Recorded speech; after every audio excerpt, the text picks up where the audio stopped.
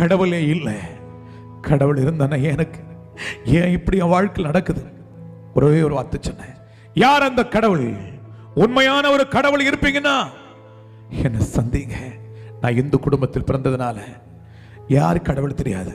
ஆனால் ஏசப்பாவை சின்ன வயசுல ரொம்ப எனக்கு பிடிக்கும். அவர்னாவே ரொம்ப பிடிக்கும். ஆனால் அவரும் ஒரு கடவுள் அப்படிதான் நினைச்சிருந்தேன். கடைசியாக மரணத்தின் உச்சக்கட்டத்தை சொன்னேன், யார் அந்த கடவுள்? கடவுள் இருந்தா நான் எவ்வளவு கஷ்டப்படுறேன். நான் சாகணும். ட்ரெயின்ல விழுந்து என் வாழ்க்கையை முடிக்க போறேன். கடவுள் ஒருத்தர் இருந்தா என்னை காப்பாத்துங்கன்னு சொன்னேன்.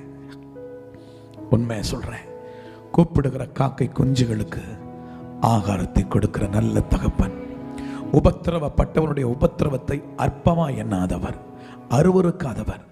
உண்மையா சொல்றேங்க, இந்த எளியவனுடைய சத்தத்தை என் பெருமான் இயேசு